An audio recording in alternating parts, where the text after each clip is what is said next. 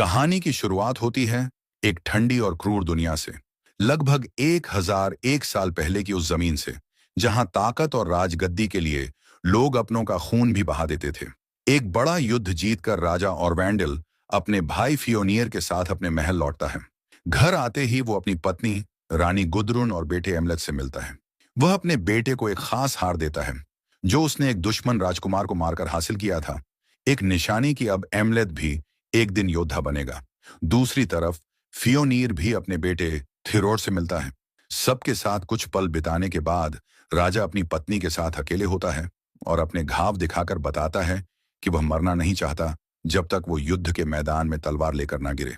लेकिन अब समय आ गया है कि उसका बेटा एमलेथ तैयार हो एक असली मर्द बनने के लिए। उसी रात राजा एमलेथ को एक पवित्र गुफा में लेकर जाता है, जहां एक खास रस्म होती है। वहां एक रहस्यमयी पुजारी हीमर उनकी आत्मा को जागृत करता है। रस्म के दौरान दोनों जानवरों की तरह चिल्लाते हैं, जमीन पर रेंगते हैं और अपने अंदर छुपे भेड़िए को जगाते हैं। यहाँ एमलेथ को सिखाया जाता है कि उसका खून शाही है और अगर कभी उसके पिता की हत्या हो जाए तो उसे बदला लेना होगा, अपनी मां को बचाना होगा और अपने साम्राज्य को दोबारा पाना होगा। फिर हीमर उसे एक अजीब सा पेय पीने को देता है, जिससे एमलेथ को रहस्यमयी दृश्य दिखने लगते हैं, अपने पूर्वज, खून, लड़ाइयां, सब कुछ। लेकिन जैसे ही रस्म खत्म होती है और वो बाहर निकलते हैं, अचानक नकाब पहने सैनिकों का हमला हो जाता है। एमलेथ डर के मारे छुप जाता है और सामने देखता है कि उसके पिता को तीरों से छलनी किया जा रहा है। जब हमले के सरदार ने अपना चेहरा दिखाया तो एमलेथ की सांसें थम जाती हैं। वो कोई और नहीं बल्कि उसका चाचा फियोनीर था, जिसने अपने ही भाई को मारकर राजगद्दी हड़प ली। इसके बाद फियोनियर अपने लोगों को एमलेथ को मारने भेजता है, लेकिन बच्चा जान बचाकर जंगल की ओर भाग जाता है। एक सैनिक विनर उसे पकड़ लेता है, लेकिन एमलेथ चालाकी से उसकी नाक काटकर भाग निकलता है। जब वो गांव वापस पहुंचता है तो देखता है कि फियोनियर के आदमी अब राजा और वेंडल के वफादारों को बेरहमी से एक एक कर मार रहे हैं। दूसरी तरफ फियोनियर अब सिर्फ भाई की हत्या करके ही नहीं रुका, उसने रानी गुदरुन को भी जबरन अपने कब्जे में ले लिया। वो नहीं चाहता था कि किसी को भी पता चले कि एक छोटा बच्चा उसकी आंखों के सामने से जिंदा भाग गया है, इसलिए उसने सबको झूठ बोल दिया कि एमलेथ मर चुका है। उधर एमलेथ की दुनिया पूरी तरह उजड़ चुकी थी। पिता की मौत, मां का अपहरण और सब कुछ खोने के बाद उसका दिल भी टूट चुका था। लेकिन वो रोने बैठा नहीं। उसने अपनी पुरानी पहचान को अलविदा कह दिया और खुद से एक मजबूत वादा किया कि वो एक दिन वापस लौटेगा, अपने पिता की मौत का बदला लेगा और अपनी मां को उस हैवान के चंगुल से आजाद कराएगा। फिर वह समुद्र किनारे से एक छोटी नाव लेकर वहां से निकल गया, बहुत दूर, अपनी किस्मत की तलाश में। कई साल बाद हम एमलेथ को एक नई जगह पर देखते हैं। अब वो एक राजकुमार नहीं बल्कि एक खूंखार वाइकिंग बन चुका है। वह लैंड ऑफ रस में एक लुटेरी जनजाति के साथ रहता है, जो गांवों पर हमला करके लोगों को गुलाम बना लेते हैं और उन्हें बेच देते हैं। एमलेथ अब तलवार चलाने में माहिर, खामोश लेकिन खतरनाक योद्धा बन चुका है। एक दिन जब वह एक हमले के बाद गदाकरी नाम के गांव में घूम रहा था, तो वह एक रहस्यमयी मंदिर में पहुंचा। वहीं उसकी मुलाकात सेरेस नाम की एक रहस्यमयी औरत से हुई, जो भविष्य देख सकती थी। सेरेस ने उसे उसकी पुरानी कसम याद दिलाई, अपने पिता की मौत का बदला और अपनी मां को बचाने का वादा। उसने कहा, तेरा समय आ चुका है, लेकिन तुझे फियोनियर के गांव वापस जाना होगा। यही नहीं, सेरेस ने बताया कि एक रहस्यमयी तलवार उसका इंतजार कर रही है, जो सिर्फ चांद की रोशनी में खुलेगी और उसी से एमलेथ अपना बदला पूरा करेगा। जाते जाते सेरेस ने एक आखिरी बात कही, मैं तेरी मदद इसलिए कर रही हूं क्योंकि तेरे खून में मेडन किंग का अंश है और ये राज तुझे आगे चलकर खुद समझ आएगा। अगली सुबह जैसे ही एमलेथ ने फियोनियर का नाम सुना, उसका खून खौलने लगता है। पता चला कि जिन गुलामों को गदाकरी गांव से पकड़ा गया था, उन्हें आइसलैंड में एक आदमी के पास भेजा जा रहा है, और वो आदमी कोई और नहीं बल्कि वही फियोनियर था जिसने एमलेथ के पिता की बेरहमी से हत्या की थी। इतना सुनते ही एमलेथ की आंखों में बदले की चिंगारी फिर से जल उठती है। वो छानबीन करता है और जानता है कि फियोनियर ने राजा बनते ही अपने ही भाई का कत्ल किया था, लेकिन कुछ ही समय में नॉर्वे के असली राजा ने उस पर चढ़ाई कर दी। हार का सामना करने के बाद फियोनियर सब कुछ खोकर भाग गया और अब वो आइसलैंड में एक साधारण जमींदार की तरह रह रहा है। उसी वक्त एमलेथ की नजर एक काले रेवन पर पड़ती है, वही पक्षी जो उसके पिता का प्रतीक माना जाता था। उसे महसूस होता है कि यह कोई संयोग नहीं बल्कि किस्मत का संकेत है। उसी पल वो खुद को पहचान से मिटा देता है, अपने लंबे बाल काटता है, एक गुलाम का भेष बनाता है और अपने सीने पर गुलामी का निशान बनाकर उसी जहाज में चढ़ जाता है जो फियोनियर के फार्म की ओर जा रहा होता है। इस सफर में उसकी मुलाकात होती है ओल्गा से, एक रहस्यमयी औरत जो खुद को जादूगरनी बताती है। ओल्गा को पता चल जाता है कि एमलेथ कोई मामूली गुलाम नहीं बल्कि अंदर से एक खतरनाक वाइकिंग है, लेकिन फिर भी वो एमलेथ की सच्चाई को सबके सामने लाने के बजाय उसका साथ देती है। दोनों के बीच एक अनकहा रिश्ता बनने लगता है। रास्ते में उनका जहाज एक जोरदार तूफान में फंस जाता है, लेकिन किस्मत अब बदल चुकी थी। किसी तरह वो आइसलैंड पहुंच ही जाते हैं। वहां पहले से ही फियोनियर का आदमी फिनर उनका इंतजार कर रहा होता है और सबको पकड़कर फियोनियर के फार्म पर ले जाया जाता है। अब फियोनियर, जो कभी खुद राजा था, अब बस खेतों का मालिक है और अपने दोनों बेटों थॉर और गुनर के साथ एक सादा जीवन जी रहा है। जब वो गुलामों को देखता है तो निराश हो जाता है। उसे लगता है कि ये सब कमजोर हैं और किसी काम के नहीं। लेकिन एमलेथ अब अपने लक्ष्य के बेहद करीब था। वो पीछे नहीं हटने वाला था। उसने अपनी ताकत दिखाने के लिए पास खड़े एक आदमी को जोर से पीटना शुरू कर दिया, ताकि सबको लगे कि वो कमजोर नहीं है। फियोनियर उसका ये रूप देखकर उसे बाकी मजबूत लोगों के साथ खेतों में काम करने के लिए चुन लेता है, और साथ ही कुछ लड़कियों को भी, जिनमें ओल्गा भी शामिल होती है। लेकिन फियोनियर की निगाहें बार बार ओल्गा पर टिकती हैं। रात होते ही एमलेथ एक चाकू चुराने की कोशिश करता है, ताकि वक्त आने पर वो अपना बदला ले सके। तभी उसकी नजर खेतों में घूमती एक लोमड़ी पर पड़ती है, बिल्कुल वैसे ही जैसे सेरेस ने भविष्यवाणी की थी। एमलेथ समझ गया कि वो सही रास्ते पर है और अब उसका बदला जल्द ही पूरा होगा। अगले दिन एमलेथ अब बाकी गुलामों की तरह काम करने लगता है, लेकिन उसके दिमाग में सिर्फ एक ही मकसद है, अपने दुश्मन के घर में घुसकर सच का पता लगाना। और मौका मिलते ही वो फियोनियर के घर के अंदर पहुंच जाता है, जहां एक ऐसा राज खुलता है जिसे जानकर उसका दिल दहल उठता है। उसे पता चलता है कि उसकी मां गुदरन अब भी जिंदा है। लेकिन इतना ही नहीं, उसने फियोनियर से शादी कर ली है और उसके दूसरे बेटे गनर को जन्म दिया है। यानी वो महिला जिसे एमलेथ बचाना चाहता था, अब उसी इंसान की पत्नी है जिसने उसके पिता को मारा था। उसी रात एक रहस्यमयी लोमड़ी एमलेथ को एक छुपी हुई गुफा की ओर ले जाती है। वहां उसका सामना होता है एक अजीब तांत्रिक से, जो उसे एक कटा हुआ सिर दिखाता है।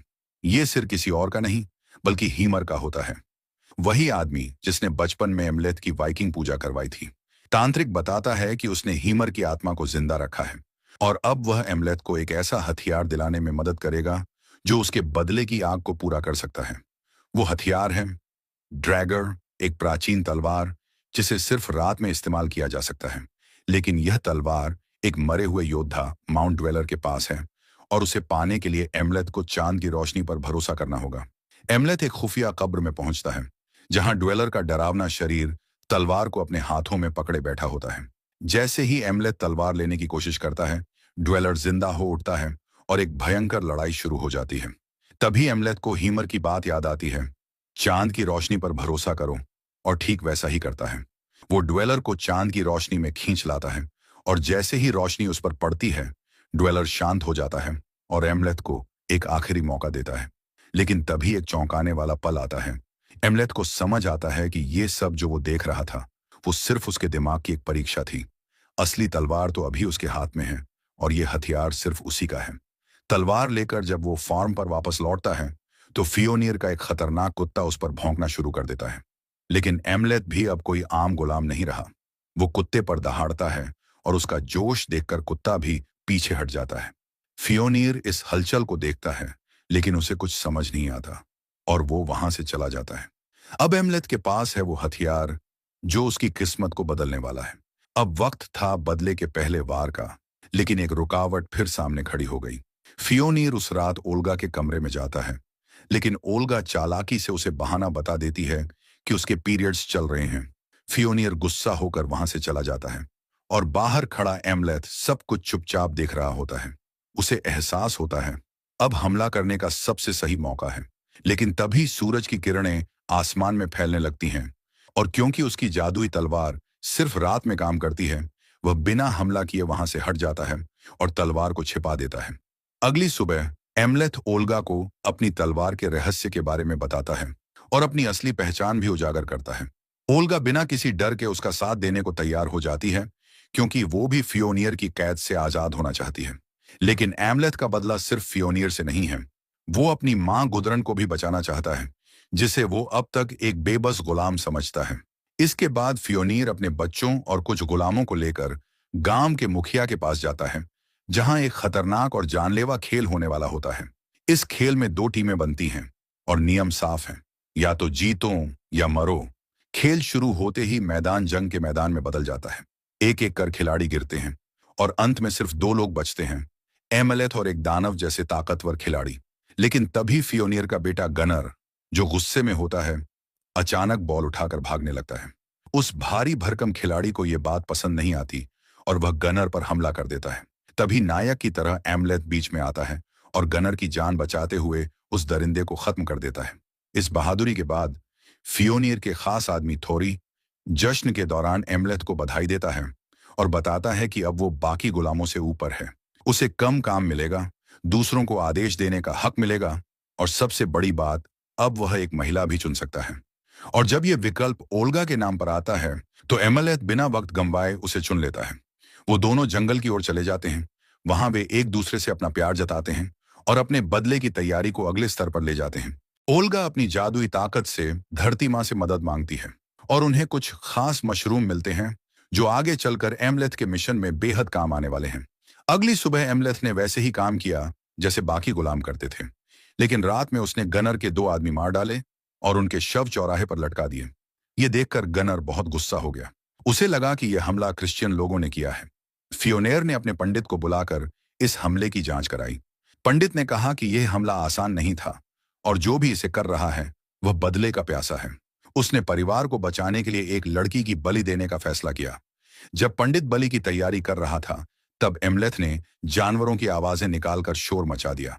फियोनेर का कुत्ता एमलेथ पर झपटा, लेकिन फियोनेर को उसे मारना पड़ा। जब लोग आवाज सुनकर बाहर आए, तो एमलेथ ने मौका पाकर मंदिर में घुसकर उस लड़की को बचा लिया और पंडित को मारकर मंदिर में लटका दिया। अगले दिन एमलेथ ने रसोई में जाकर सूप में खास मशरूम मिला दिए। उस दिन से फार्म के सभी गुलामों को सुरक्षा का काम दिया गया, लेकिन उन मशरूम की वजह से सबको अजीब सी हलचल और भ्रम होने लगा, जिससे वे एक दूसरे से लड़ने लगे। इसी बीच एमलेथ ओल्गा की मदद से मेन घर में गया, जहां उसकी मां गुदरन से मुलाकात हुई। गुदरन खुश तो हुई कि उसका बेटा जिंदा है, लेकिन उसने एक बड़ा राज बताया। असल में गुदरन को उसके पिता ने गुलाम की तरह खरीदा था। वह कभी उससे प्यार नहीं करती थी। उसने फियोनेर से कहकर अपने पति का कत्ल करवाया था, ताकि वह उस आदमी के साथ रह सके जिसे वह सच में प्यार करती थी।